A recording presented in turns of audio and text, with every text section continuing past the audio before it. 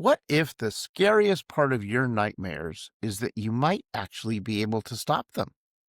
It's time to wake to sleep with the number one sleep authority, Sleep Science Today, and Sleep Better Tonight.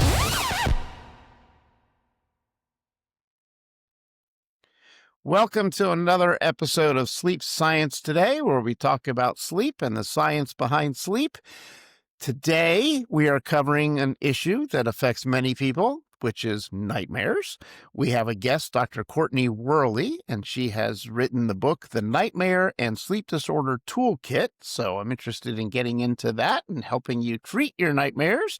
So, Dr. Worley, welcome. Please introduce yourself. Thank you so much. I'm Dr. Courtney Worley. I'm double board certified in clinical psychology and behavioral sleep medicine, and I specialize in the treatment of sleep disorders, including nightmares and PTSD, seeing a lot of people at the intersection having both of those conditions. I do my work virtually at Upward Behavioral Health, where I see people across 43 states in the United States, and then I do a lot of training and consultation for other healthcare providers in evidence-based psychotherapies for PTSD and sleep problems. Wow. Wow. Very impressive. Well, thank you so much for joining us today. I'll just start off with a basic question. What got you to write the book? So the book is The Nightmare Sleep Disorder Toolkit. Why that book? Yeah. So that book, because there wasn't a book. So nightmares are a condition that affect a lot of people. 1 in 10 Americans. But then once we look at different subgroups, the rates can be even higher. And yet, even within the field of behavioral sleep medicine, there are not a lot of providers, that's changing, offering evidence-based treatments for nightmares. And not everybody has access to a provider. Not everybody wants to see a provider. And so, along with my colleague, Dr. Michael Nadorf, we set out to write this book to give people access to the evidence-based interventions that we use in our practices every day in a really accessible format. So the book is designed for people who have nightmares and sleep problems, people who love people with nightmares and sleep problems, and even our fellow healthcare providers. It's something that came about. I have a degree in public health, and so I always am thinking about how do we cover people at a population level.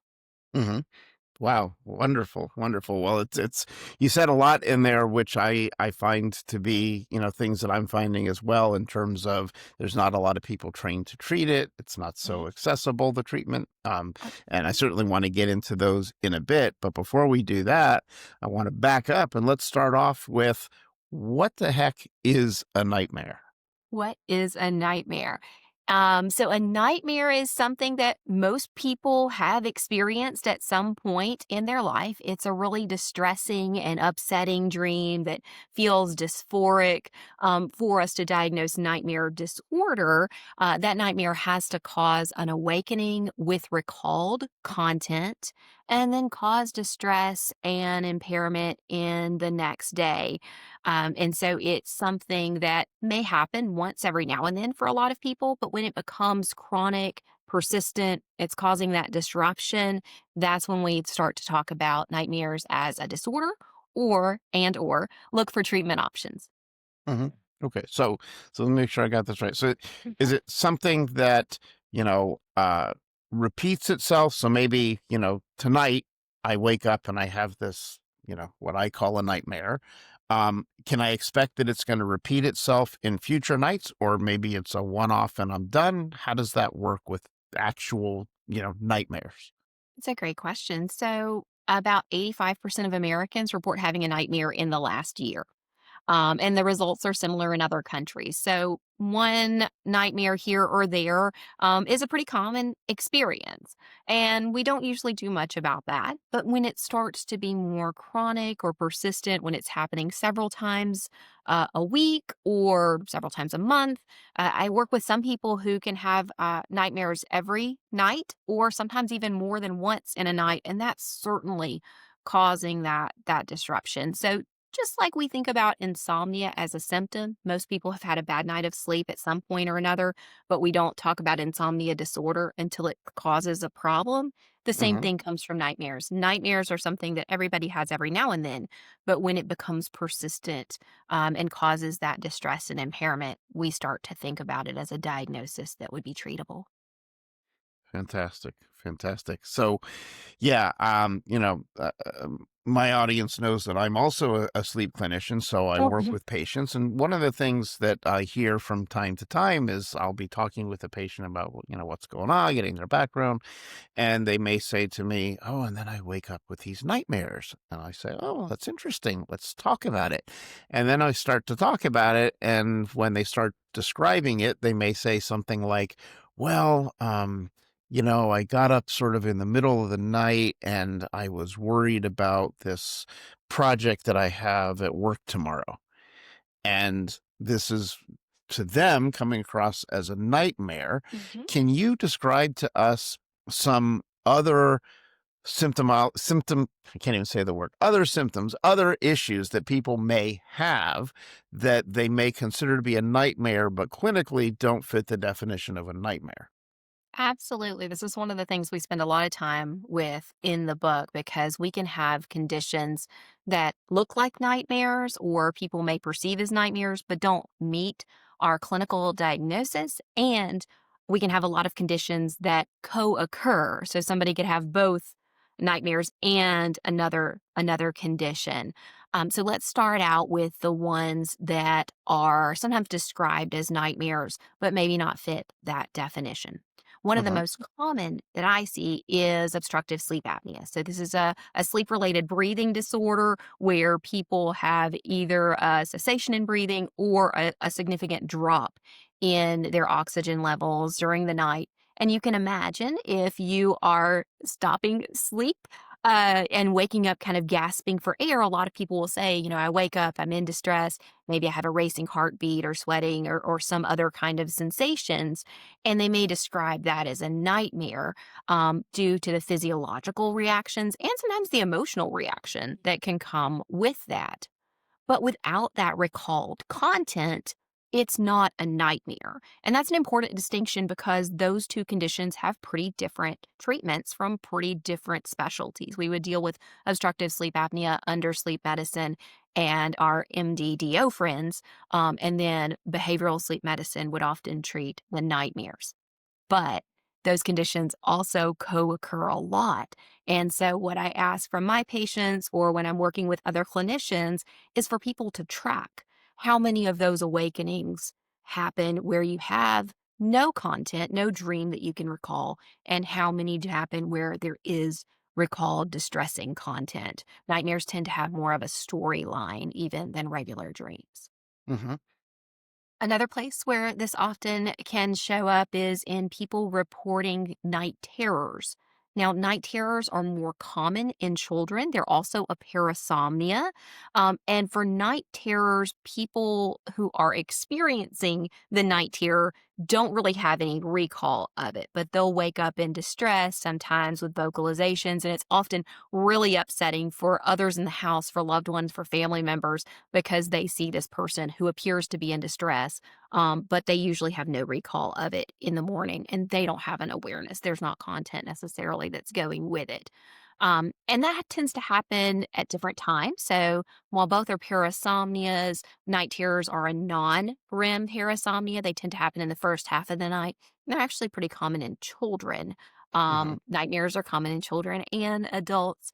But sometimes I'll have people say they have night terrors and they're using language that sounds like a different sleep disorder, but they really mean they're having nightmares. So that content piece is important. I think another place where this shows up is in something called REM sleep behavior disorder, which happens primarily in older adults. Hmm. Um, and it has sometimes content and these vocalizations and physical movements during sleep. And so there's some research to look at, are REM sleep behavior disorder related nightmares responsive to evidence based treatments for nightmares? And there's at least a couple of case studies that are coming out showing that we may be able to intervene on those. But again, it's a different sleep disorder than just a nightmare. Hmm. Wow. So there's a lot of nuance in some of this, and that raised a couple questions for me. Mhm. first question was, so if, we hear about REM sleep. Yeah. And for those of the listeners who aren't aware, REM is rapid eye movement. And that's, one of the stages of our sleep cycle.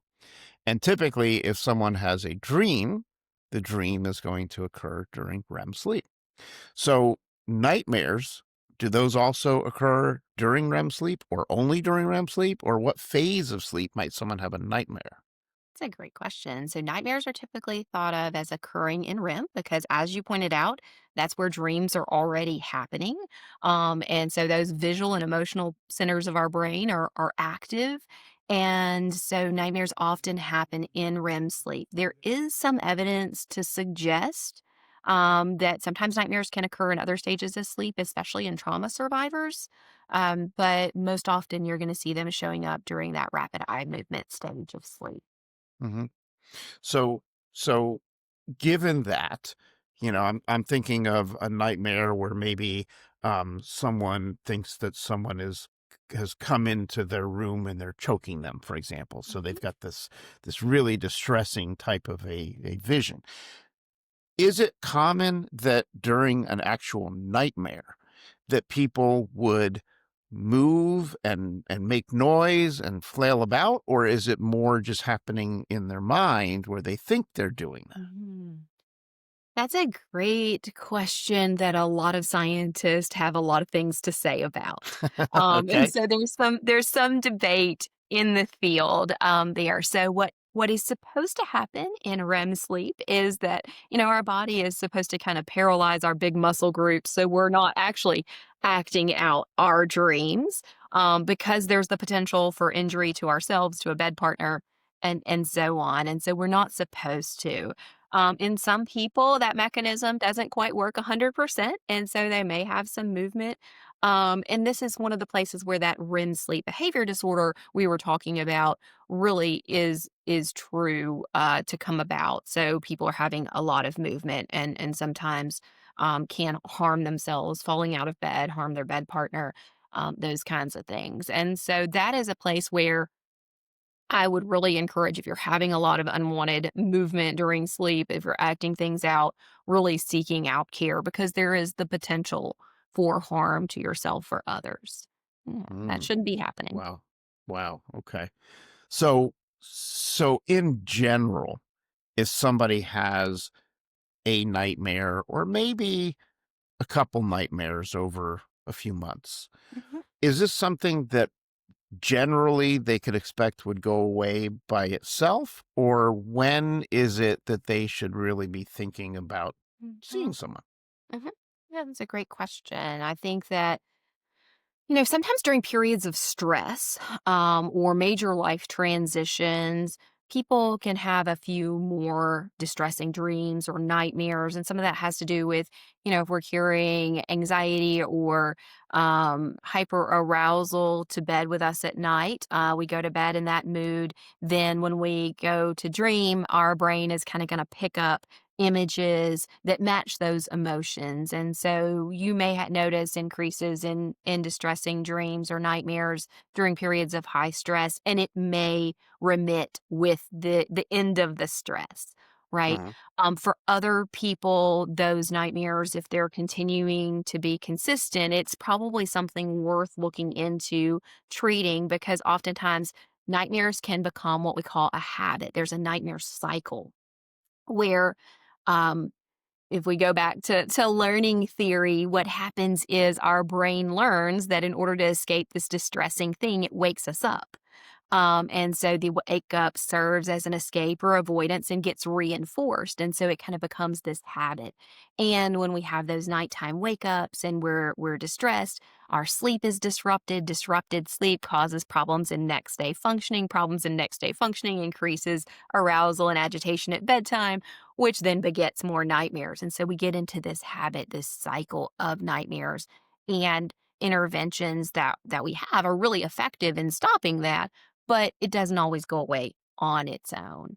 I Uh-huh. would say that's also true in trauma survivors. If they're having trauma related nightmares, there's usually some intervention that needs to happen to break up that cycle.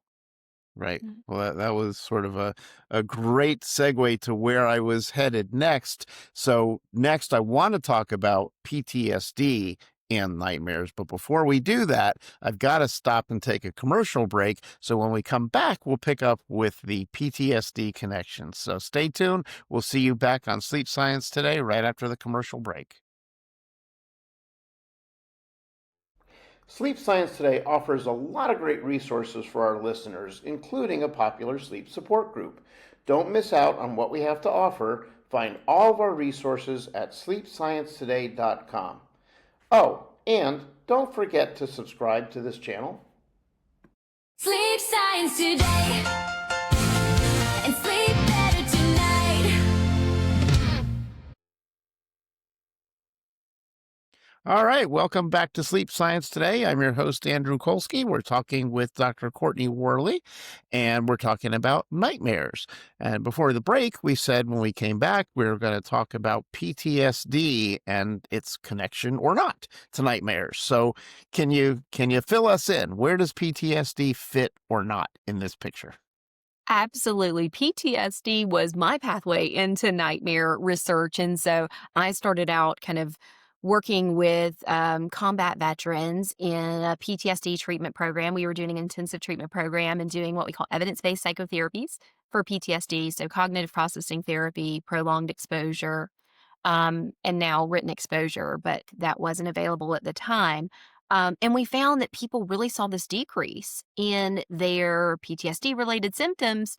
But one thing they kept saying was a problem, even after effective treatment, was nightmares. And we actually know from the research this is a common thing that post evidence based treatment, if symptoms of PTSD are going to hang around, it's going to be nightmares or other sleep disturbances and anger. And so this led us to think about what can we do when we have people here for this intensive treatment program to help treat their sleep, to help treat these nightmares. And so we looked at the available research and we found some different interventions like imagery rehearsal therapy and EERT, um, exposure, relaxation, and prescription therapy. And those were really effective. There was good research to support. And so we started doing this intervention in group. And in the time since, I've done it a lot in group and in individual. And then we put the tools into our book. And so for a lot of people with PTSD, they spend the time during the day trying to avoid unwanted thoughts, memories, and emotions. Avoidance strategy is one of the key things that keeps those post-trauma reactions going, but it's Hmm. really hard to avoid while you sleep. And our brain knows that in order to make sense out of really senseless events, in order to store away memories related to trauma, that it needs to process them and it needs to think about them. But the problem is when we're asleep, that logical, rational part of our brain, the prefrontal cortex, is kind of taking a back seat, and those imagery and emotional centers are very, very active. And so it replays and it replays, but it can't get in any new information or new learning because that prefrontal cortex isn't there to provide information. And so a lot of people end up stuck in this nightmare habit for many, many years. I've seen people who have had the same nightmare most nights out of the week or a slight variation on it most nights out of the week for decades. Post Vietnam veterans that I've seen, 40, 50 years out, and they're still having those same nightmares. But the good news is we've got some really, really good interventions that help to stop those and change that relationship with sleep and trauma. Wow, wow. Okay, well that definitely raised two more questions in my mind right away. It The usually does. first, yes. So the first question here is, so if someone has PTSD, is it likely that they will also have nightmares, or is it just a subset of people that have nightmares? It depends on who you ask and what population you're asking. Okay. So I would say that a lot of the people that I see, and that may be based on who comes to see me, but a lot of the people that I see that have PTSD have some form of sleep disturbance and often have comorbid nightmares. And one of the things that we often kind of try to figure out is doing an evidence-based treatment for PTSD the primary, or is doing a nightmare treatment the primary? That's a shared decision that I make with all of my patients. And some people will say, well, if I'm not sleeping, I'm not going to be able to do the other work. And some people say, I think if we just treated the PTSD, the nightmares would go away. Hmm. And so we often spend some time trying to figure out what's the preference, because a lot of people with PTSD will have nightmares. It's one of the symptoms of PTSD. Not everybody has that particular symptom, but the majority of people I see do. Whether that's related to, combat or sexual traumas, childhood abuse, motor vehicle accidents. It doesn't matter the source of the trauma, that often people with PTSD have some form of nightmare that's either trauma related or intermediate symbolic of the trauma. Wow. Okay. So in that answer, you sort of anticipated my next question and gave an answer, but I do want to get even more clarification. Sure. So if someone has PTSD and they are having nightmares, my question was going to be, and I know you kind of answered this, but is there one that you would treat before the other? Now, it sounds like you said it kind of depends on the circumstances. Can you expand upon that a little bit more? Like, if I'm a patient and I'm working with you and I have both PTSD Mhm. and nightmares, Mhm. how am I going to decide what to do? Yeah. So I'll be brief here, because we did a whole mini lecture on this for the Society of Behavioral Sleep Medicine that's archived on their website. But what we look at is a couple of things. We look at if they're meeting criteria for PTSD and they're having nightmares. Which is the primary for the patient? What do they want to treat first? For some people, they are sleeping so very little, 2 hours a night, 3 hours a night, that it might be more advantageous to fix the sleep first, to treat the nightmares, to improve overall sleep quality and continuity so that they can better benefit from a cognitive behavioral type intervention for PTSD. Uh-huh. For other people, if we treat PTSD first, we may get those nightmares. That nightmare disorder may not have taken on a life of its own. It may just be subsumed under the PTSD. And so we may do that. What I always do is kind of lay out all the options to the patient, talk about those risks and benefits, those ways of thinking about it, and encourage them to make a decision. This is not something that we have great research. I'd love to have a flow chart that says if A, then B. If somebody wants to take on that research, I'd love to see it, to have greater predictability. But right now, the good news is we've got evidence based treatments, and it really is about patient choice. Wow. Wow. Okay. Um, all right. So then the next question comes up, because this is something that I just recently was having a conversation with a colleague about, and it actually applies as I think back to different patients that I've worked with over time. It's come up a couple times. And here's what that question is. So let's say somebody says, I'm having nightmares. And my nightmares are related to a situation that really happened. So let's come up with a situation. I'm a uh, single female living in my own apartment. I was dating a guy who ended up being somewhat abusive. I broke off the relationship because of it. And one night, he still had a key to my place. He came in and he basically assaulted me, because he was angry, upset about the relationship ending, so on and so forth. And as a result from that, I have had this nightmare. Now, the reality is this is still fresh, and I'm concerned that this could happen again in reality. So I'm very concerned about it. And that kind of keeps me up, but it also gives me this recurring nightmare. Mhm. Is there anything that you can do nightmare treatment wise about that? Because you still have this potential threat. Mhm. No, absolutely. The potential threat doesn't have to be gone in order to treat the symptom. This is an unusual thing that we think about in mental health that we wouldn't think about in other branches of medicine or treatment.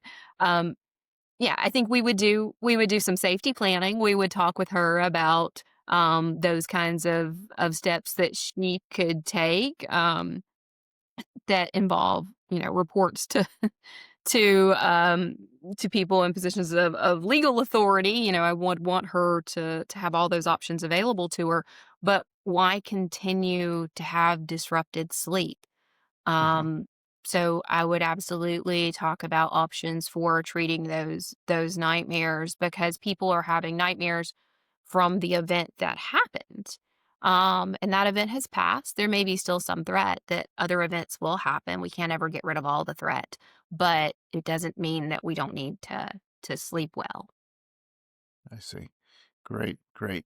So let me ask you this then. Let's kind of flip the script for a minute. What about some success stories, some good news that, you've experienced using nightmare treatment with some of your patients? How much time do we have? Oh my goodness, that's what keeps me doing. That's what keeps me doing this really, really difficult work. I think, there's been a number of those kinds of success stories across my career. And oftentimes the people, if they make it to me, they've been really struggling for quite some time. I tend to get people who have more complexity or more difficulty.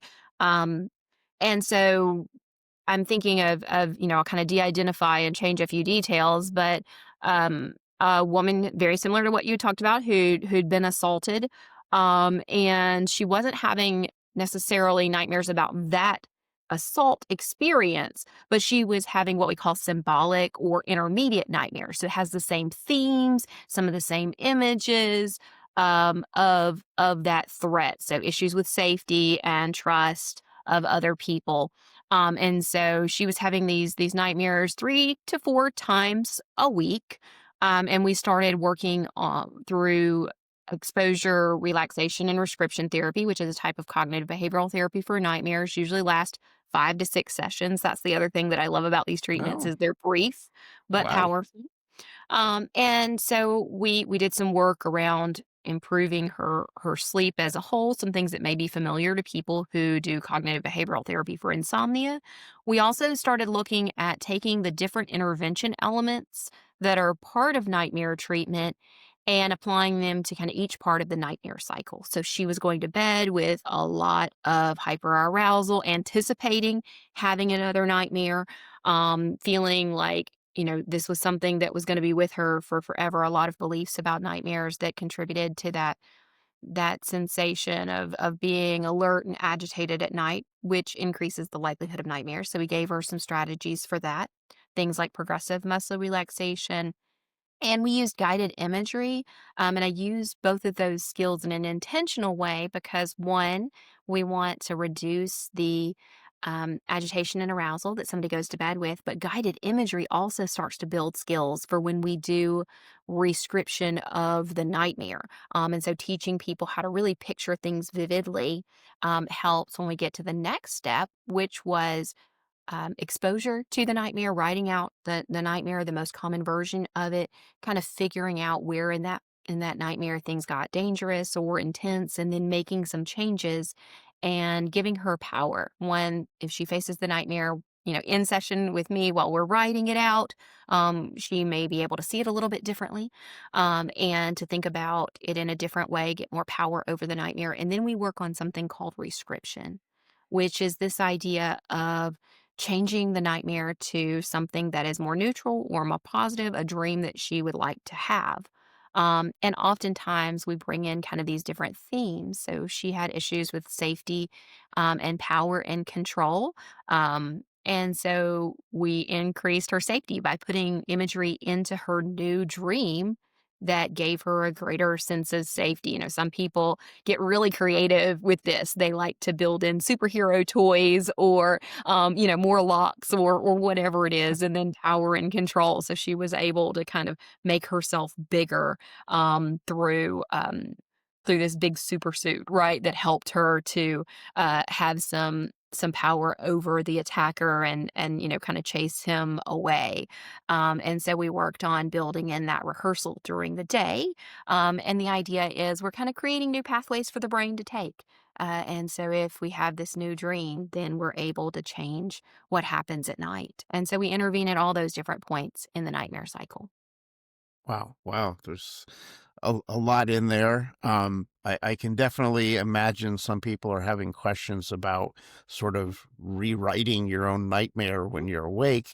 And I'd love to Mhm. explore that a little bit more, but we got to take a break and we'll come back and answer that question. So we'll see you back in just a bit on Sleep Science Today. I'm your host, Andrew Colsky. We'll see you in a minute. Sleep Science Today offers a lot of great resources for our listeners, including a popular sleep support group. Don't miss out on what we have to offer. Find all of our resources at sleepsciencetoday.com. Oh, and don't forget to subscribe to this channel. Sleep science today, and sleep better tonight.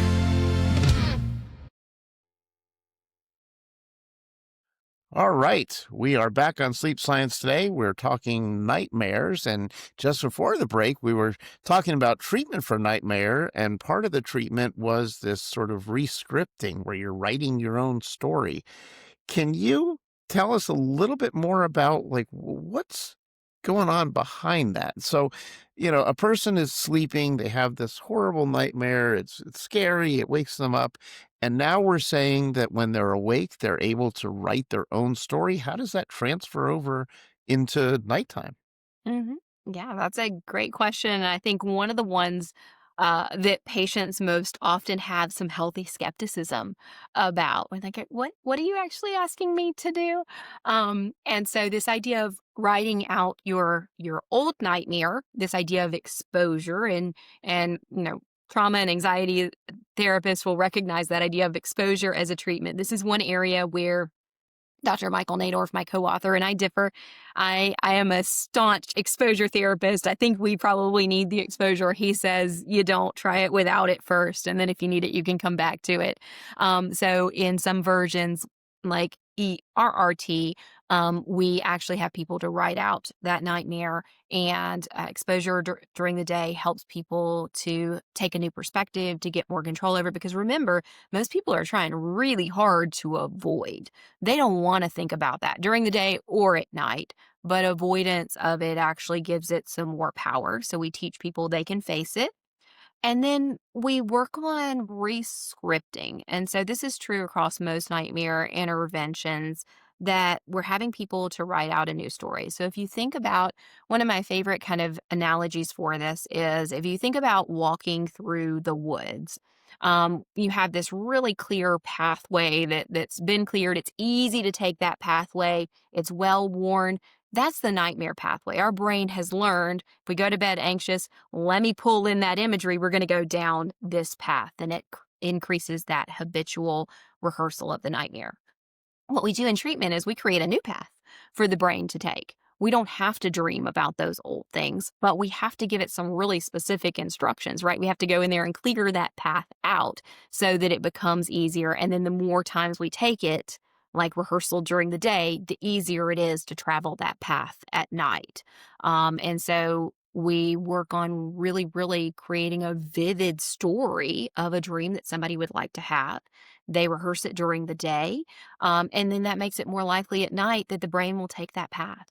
Hmm. And people will start to have less nightmares, less intense nightmares, less frequent nightmares. There's some variations in how people see that recovery, but the target nightmare really starts to decrease.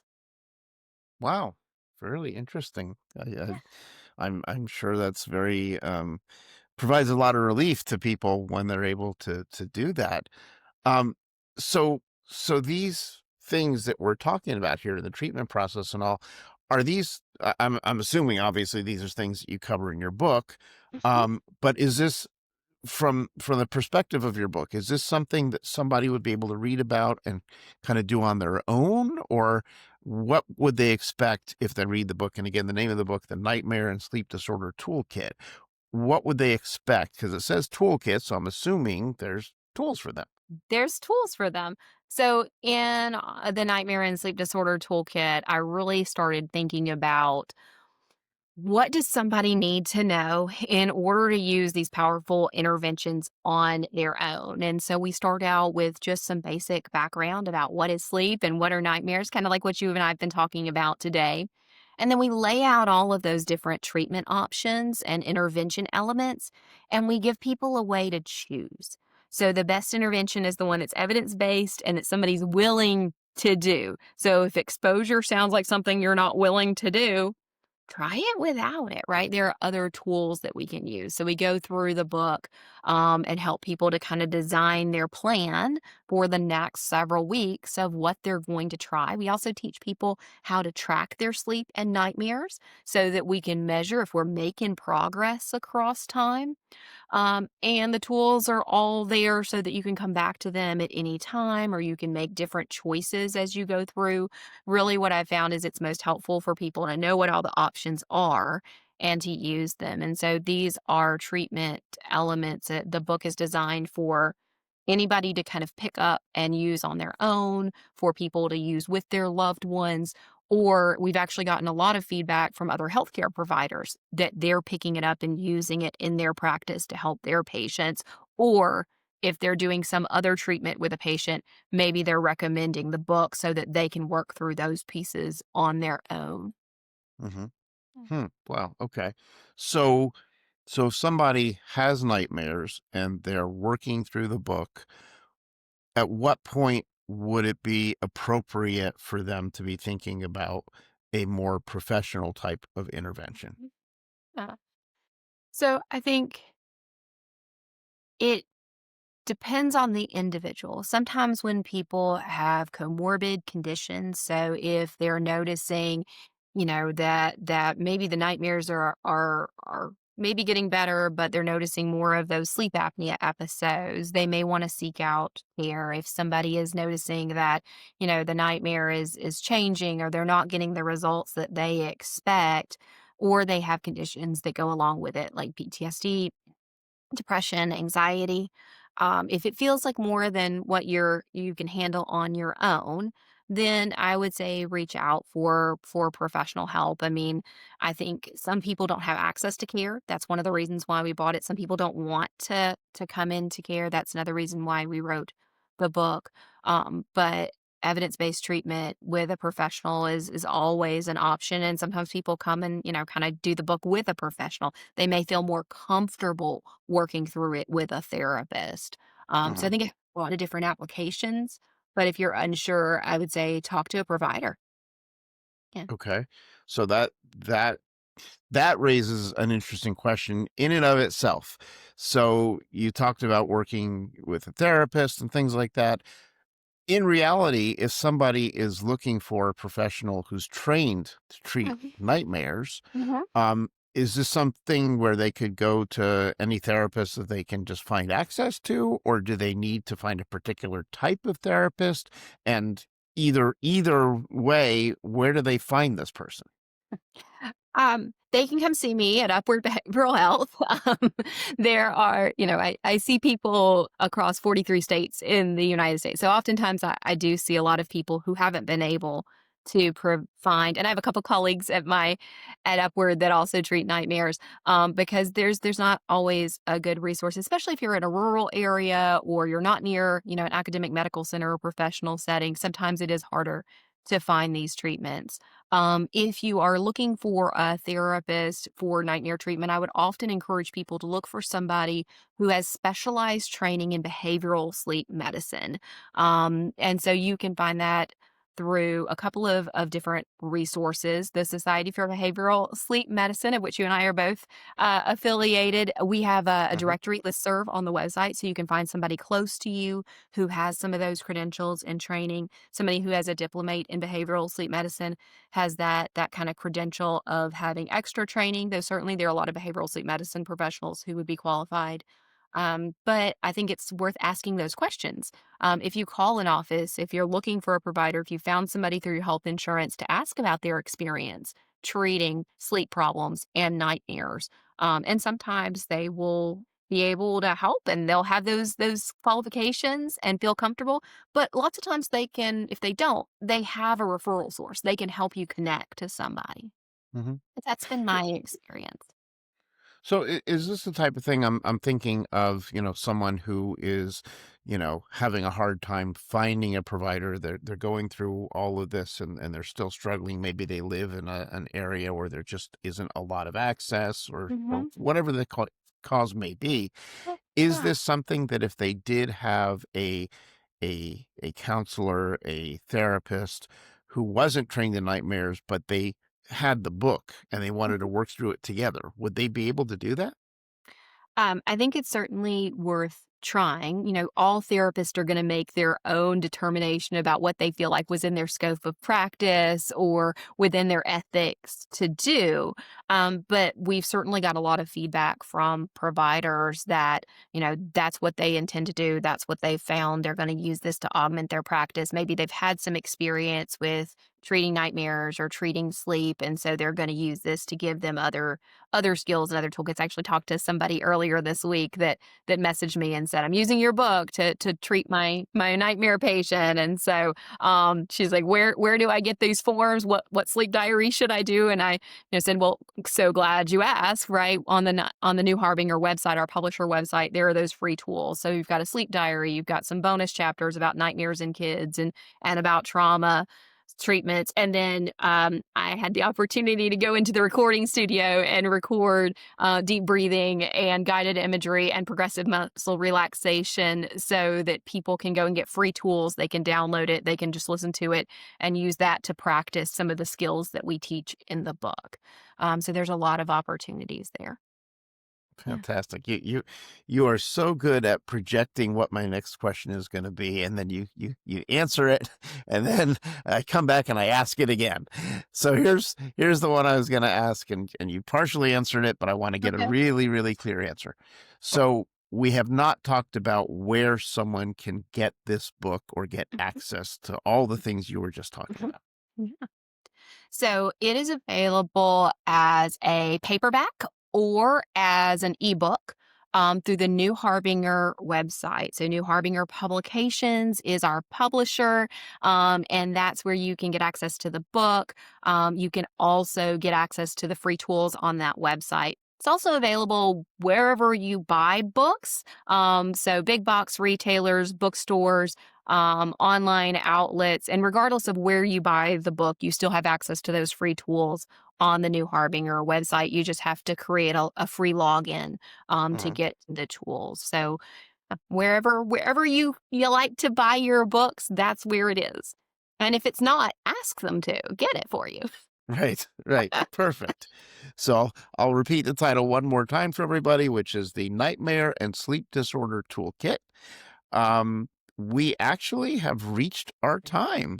So, Dr. Courtney Worley, I want to thank you for taking time out of your day to share all this wonderful information with us.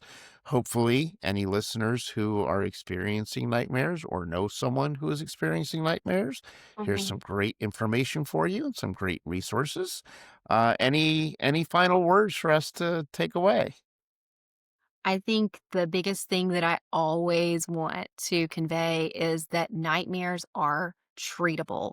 You don't have to continue to suffer with your sleep. It's brief, usually 5 to 6 sessions if you're working with a therapist, about that same number of weeks if you're working through it on the book on your own. And so, reach out, ask for help if you need it. But nightmares are treatable. They're not just something that you have or have to continue to have. And that's a big myth that I end up busting, that I'm just the kind of person that has nightmares. You don't have to be. You can sleep well. Fantastic. Well, Dr. Worley, I want to thank you again for taking your time.